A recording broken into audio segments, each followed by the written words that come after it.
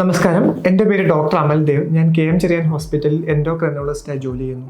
Osteoporosis, അസ്ഥികളുടെ ബലക്ഷയം അല്ലെങ്കിൽ അസ്ഥി ശോഷണം, അത് അസ്ഥികളുടെ സാന്ദ്രത കുറഞ്ഞ് അസ്ഥികളുടെ ക്വാളിറ്റി കുറഞ്ഞ് വളരെ പെട്ടെന്ന് തന്നെ ഫ്രാക്ചർ ഉണ്ടാകുന്ന ഒരു അവസ്ഥയാണ് ഓസ്റ്റിയോപൊറോസിസ് എന്ന് പറയുന്നത്. വളരെ സാധാരണമായി കാണപ്പെടുന്ന ഒരു രോഗാവസ്ഥയാണെങ്കിലും മിക്കപ്പോഴും ഓസ്റ്റിയോപൊറോസിസ് അവഗണിക്കപ്പെടുകയാണ് ചെയ്യുന്നത്. നമ്മളൊരു കണക്കുകൾ നോക്കുകയാണെങ്കിൽ ഒരു 50 വയസ്സിന് മുകളിലുള്ള സ്ത്രീകളിൽ 5-ൽ ഒരാൾക്ക് ഓസ്റ്റിയോപൊറോസിസ് ഉണ്ട് എന്നാണ് കണക്കാക്കപ്പെടുന്നത്. നമ്മൾ പുരുഷന്മാരുടെ കാര്യം എടുക്കുകയാണെങ്കിൽ 50 വയസ്സിന് മേലിൽ 5% ആളുകൾക്ക് ഓസ്റ്റിയോപൊറോസിസ് ഉണ്ട് എന്നാണ്. പക്ഷേ ഇതിലും കൂടുതൽ ഇമ്പോർട്ടൻ്റ് ആയിട്ടുള്ള കാര്യം എന്താണെന്ന് വെച്ചാൽ, ഒരു ഹിപ്പ് ഫ്രാക്ചർ ഉണ്ടായതിനു ശേഷം 1 വർഷത്തിലുള്ള മരണസാധ്യത എന്ന് പറയുന്നത് 15 മുതൽ 25%. അത് മറ്റു പല മെയിൻ രോഗങ്ങൾ, നമ്മൾ ചിന്തിക്കുന്ന രോഗങ്ങളെക്കാൾ വളരെ കൂടുതലാണ്. ഓസ്റ്റിയോപൊറോസിസിൻ്റെ റിസ്ക് ഫാക്ടേഴ്സ് എന്തൊക്കെയാണെന്ന് നമുക്ക് നോക്കാം. സാധാരണമായും ഏറ്റവും ഇമ്പോർട്ടൻറ്റ് റിസ്ക് ഫാക്ടർ എന്ന് പറയുന്നത് ഏജ് ആണ്. ഏജ് കൂടുന്തോറും ഓസ്റ്റിയോപൊറോസിസിൻ്റെ സാധ്യത കൂടുന്നു. എന്തുകൊണ്ടെന്നാൽ അത് മനസ്സിലാക്കണമെങ്കിൽ പീക്ക് ബോൺ മാസ് എന്താണെന്ന് നമ്മൾ അറിയണം. പീക്ക് ബോൺ മാസ് എന്ന് പറയുന്നത് നമ്മുടെ അസ്ഥികളുടെ സാന്ദ്രത ഏറ്റവും കൂടുന്ന അവസ്ഥ എന്നുള്ളതാണ്. അത് ഒരു 25 മുതൽ 30 വയസ്സിലാണ് ഒരു വ്യക്തി അയാളുടെ പീക്ക് ബോൺ മാസിലെത്തുന്നത്.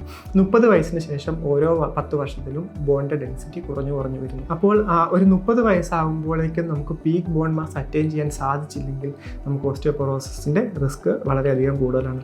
അതുകൊണ്ട് തന്നെ പ്രായം കൂടിക്കൂടി വരുമ്പോൾ ഓസ്റ്റിയോപൊറോസിസിൻ്റെ റിസ്ക്കും വളരെയധികം കൂടിക്കൂടി വരുന്നു. രണ്ടാമത്തെ റിസ്ക് ഫാക്ടർ എന്ന് പറയുന്നത് ഫീമെയിൽ ജെൻഡറാണ്.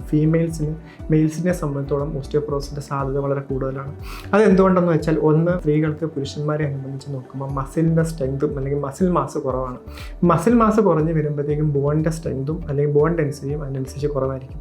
രണ്ടാമത് പ്രഗ്നൻസിയാണ്. വീണ്ടും വരുന്ന പ്രഗ്നൻസി അസ്ഥികളിൽ കാൽസ്യത്തിൻ്റെ അളവ് കുറയ്ക്കുന്നു. പിന്നെ മൂന്നാമത്തെ മെയിൻ ആയിട്ടുള്ള കാര്യം എന്ന് വെച്ച് കഴിഞ്ഞാൽ, 50 വയസ്സിന് ശേഷം ഉണ്ടാകുന്ന മെനോപോസ് അല്ലെങ്കിൽ ഫീമെയിൽ ഹോർമോൺ നിന്ന് പോകുന്ന അവസ്ഥയിൽ അസ്ഥികൾക്കുള്ള സംരക്ഷണം ഇല്ലാതാകുന്നു. പക്ഷേ മറിച്ച് പുരുഷന്മാരിൽ ആൻഡ്രോപോസ് അല്ലെങ്കിൽ മെയിൽ ഹോർമോൺ കുറയുന്ന ഒരു അവസ്ഥ ഇല്ല എന്നുള്ളത് അവരുടെ അസ്ഥികളെ പ്രൊട്ടക്ട് ചെയ്യുന്നു.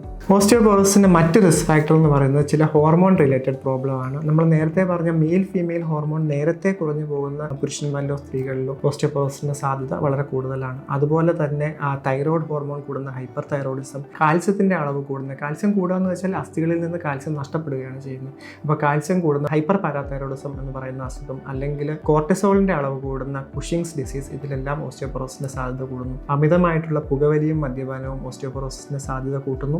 ലിവറിൻ്റെയും കിഡ്നിയും റിലേറ്റഡ് ആയിട്ടുള്ള അസുഖങ്ങൾ ഓസ്റ്റിയോപൊറോസിസിൻ്റെ സാധ്യത കൂട്ടുന്നു.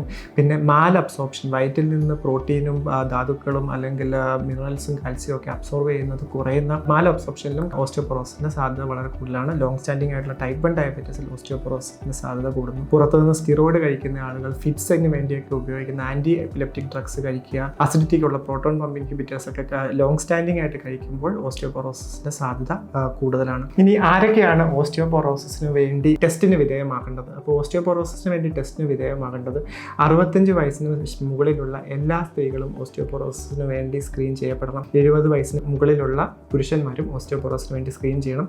അതേപോലെ തന്നെ 50 വയസ്സിന് മുകളിലുള്ള പുരുഷന്മാരിലും മെനോപോസിന് ശേഷമുള്ള സ്ത്രീകളിലും നമ്മൾ നേരത്തെ പറഞ്ഞ റിസ്ക് ഫാക്ടേഴ്സ് ഉള്ളവർ ഓസ്റ്റിയോപൊറോസിസിന് വേണ്ടി സ്ക്രീൻ ചെയ്ത് നോക്കണം. ഇപ്പോൾ ഓസ്റ്റിയോപൊറോസിസ് എങ്ങനെയാണ് ഡയഗ്നോസ് ചെയ്യുന്നത്? ഓസ്റ്റിയോപൊറോസിസ് ഡയഗ്നോസ് ചെയ്യാനായി ഇന്ന് നമുക്ക് അവൈലബിൾ ആയിട്ടുള്ള ഏറ്റവും നല്ല ടെസ്റ്റാണ് ഡെക്സാ സ്കാൻ. അപ്പോൾ ഡെക്സാ സ്കാൻ എന്താണെന്ന് വെച്ചാൽ ഡ്യുവൽ എനർജി എക്സ്റേ അബ്സോർപ്ഷ്യോമെട്രി. വളരെ ചെറിയ റേഡിയേഷൻ എക്സ്റേ ബീമുകൾ ഉപയോഗിച്ച് അസ്ഥികളുടെ കട്ടി അല്ലെങ്കിൽ അസ്ഥികളുടെ ഡെൻസിറ്റി നോക്കുന്ന ടെസ്റ്റാണ് ഡെക്സാ സ്കാൻ. അപ്പോൾ ഒരു ഡെക്സാ സ്കാൻ വഴി നമുക്ക് ഓസ്റ്റിയോപൊറോസിസ് ഡയഗ്നോസ് ചെയ്യാൻ സാധിക്കും. അതോടൊപ്പം തന്നെ ഒരു ഡെക്സാ സ്കാൻ വഴി ഓസ്റ്റിയോപീനിയ, ഓസ്റ്റിയോപൊറോസിന് തൊട്ട് മുന്നേ ഉള്ള അവസ്ഥയിൽ തന്നെ നമുക്ക് ഒരാളെ തിരിച്ചറിയാനും ഓസ്റ്റിയോപൊറോസിലോട്ട് പോകാതെ ട്രീറ്റ്മെൻറ്റ് നേരത്തെ തന്നെ തുടങ്ങി അസ്ഥികളെ സംരക്ഷിക്കാനും സാധിക്കും.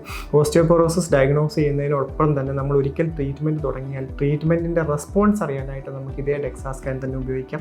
ഇതോടുകൂടി തന്നെ ഒരു ഫ്രാക്ചർ റിസ്ക് അസസ്മെൻ്റ് എന്നുള്ള രീതിയിൽ നമുക്ക് ഡെക്സാ സ്കാൻ ഉപയോഗിക്കാം. അതായത് അടുത്ത 10 വർഷത്തിനുള്ളിൽ നമുക്ക് ഫ്രാക്ചർ ഉണ്ടാവാൻ എത്ര ശതമാനം, ഒരു വലിയ osteoporotic fracture, major osteoporotic fracture അല്ലെങ്കിൽ ഒരു ഹിപ്പ് ഫ്രാക്ചർ ഉണ്ടാവാനുള്ള എത്ര ശതമാനം സാധ്യത ഉണ്ട് എന്നുള്ളത് നമ്മൾ ഡെക്സാ സ്കാനും ഒരു ഫ്രാക്സ് അസസ്മെൻറ്റോട് കൂടി നമുക്ക് ചെയ്യാൻ പറ്റും. ഇപ്പോൾ നമ്മൾ പറഞ്ഞത് ബോണിൻ്റെ ക്വാണ്ടിറ്റി അല്ലെങ്കിൽ ഡെൻസിറ്റിയെക്കുറിച്ചാണ്. ഇതേപോലെ തന്നെ ബോണിൻ്റെ ക്വാളിറ്റി അസസ്മെൻറ്റിന് വേണ്ടി ട്രബിക്കുലാർ ബോൺ സ്കോർ ഉപയോഗിക്കാനായിട്ടും നമുക്ക് DEXA സ്കാൻ ഉപയോഗിക്കും. നമ്മൾ അസ്ഥികൾക്ക് മാത്രമല്ല, ഒരു ബോഡി ഫാറ്റ് അസസ്മെൻറ്റ് അല്ലെങ്കിൽ ലീൻ ബോഡി മാസ് അസസ്മെൻറ്റിനൊക്കെ നമുക്ക് DEXA സ്കാൻ ഉപയോഗിക്കാവുന്നതാണ്. ഇനി നമ്മൾ ട്രീറ്റ്മെൻറ്റിലോട്ട് കടക്കുകയാണെങ്കിൽ ഓസ്റ്റിയോപോറോസിൻ്റെ ട്രീറ്റ്മെൻറ്റിൽ ഏറ്റവും പ്രധാനപ്പെട്ട കാര്യം പ്രോപ്പറായിട്ടുള്ള കാൽസ്യം വൈറ്റമിൻ ഡി സപ്ലിമെൻറ്റേഷനാണ്. കാൽസ്യമുള്ള ഭക്ഷണം വൈറ്റമിൻ ഡി നോർമലൈസ് ചെയ്ത് നിർത്തുക. അതോടൊപ്പം തന്നെ കൃത്യമായിട്ടുള്ള വ്യായാമവും വെയിറ്റ് ബെയറിംഗ് എക്സസൈസും മസിൽസിൻ്റെയും ബോണിൻ്റെയും സ്ട്രെങ്ത് മെയിൻറ്റെയിൻ ചെയ്യുന്നതിൽ വളരെ പ്രധാനപ്പെട്ടതാണ്. വളരെ കോസ്റ്റ് എഫക്റ്റീവ് ആയിട്ടുള്ള അഫോർഡബിൾ ആയിട്ടുള്ള ട്രീറ്റ്മെൻറ്റ് ഇന്ന് നമുക്ക് ഓസ്റ്റിയോപോറോസിന് അവൈലബിൾ ആണ്. ഓസ്റ്റിയോപോറോസിന് വേണ്ടി 2 രീതിയിലുള്ള ട്രീറ്റ്മെൻറ്റാണ് നമ്മൾ ഉപയോഗിക്കുന്നത്. ഒന്ന് ആൻറ്റി റിസോപ്റ്റീവ് ട്രീറ്റ്മെൻറ്റ്, അസ്ഥികളുടെ കട്ടി അല്ലെങ്കിൽ സാന്ദ്രത കൂടുതൽ കുറയാതെ നോക്കുന്ന ട്രീറ്റ്മെൻറ്റ്. 2 അനബോളിക് ട്രീറ്റ്മെൻറ്റ്, സാന്ദ്രത കൂട്ടാൻ ഉപയോഗിക്കുന്ന ട്രീറ്റ്മെൻറ്റ്.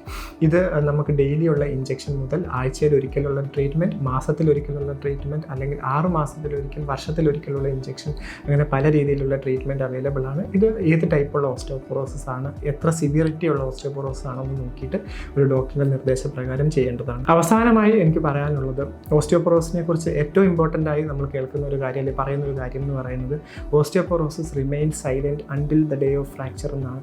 അതായത് ഒരു ഫ്രാക്ചർ ഉണ്ടാകുന്നതിന് തൊട്ട് മുന്നേ വരെ ഓസ്റ്റിയോപോറോസിസ് ഉണ്ട് എന്ന് നമ്മൾ അറിയുന്നില്ല. കാരണം ഇതിന് മിക്കപ്പോഴും രോഗലക്ഷണങ്ങളൊന്നും ഉണ്ടാവുന്നതല്ല. അതുകൊണ്ട് തന്നെ ഇപ്പം നിങ്ങൾക്കോ അല്ലെങ്കിൽ നിങ്ങളുടെ പേരൻസിനോ ആർക്കെങ്കിലും ഓസ്റ്റിയോപോറോസിസ് ഉണ്ടോ എന്നറിയാനായിട്ട് കൃത്യമായിട്ടുള്ള സമയങ്ങളിൽ അത് സ്ക്രീൻ ചെയ്ത് നോക്കുകയും ഓസ്റ്റിയോപോറോസിസ് ഉണ്ടെന്നറിഞ്ഞാൽ കൃത്യമായിട്ടുള്ള ട്രീറ്റ്മെൻറ്റ് എടുക്കേണ്ടതും വളരെ അത്യാവശ്യമാണ്.